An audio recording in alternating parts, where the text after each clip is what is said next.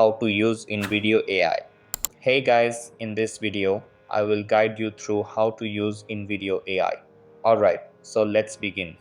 First type invideo AI in your search bar and click the link that leads to invideo.io. Now either log in or create a new invideo AI account. Once you're logged in, you'll be taken to the main screen of invideo AI. To start, give a detailed prompt to create the video you want. If you're not feeling particularly creative, you can explore the Workflow and Plugins tab where you can create videos using presets. For example, if you select the YouTube Explainer video option, you can create a blank YouTube video with specific background music, a particular language, a narrator, subtitles, a watermark, stock images, and audio from the YouTube audio library. All of these settings are customizable.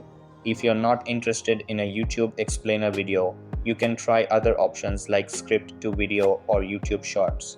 Once you've made the right prompt, InVideo AI will offer you a few more options to further refine and specify your video.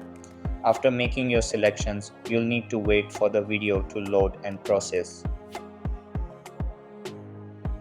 Once it's done, you'll have a video tailored to your preferences.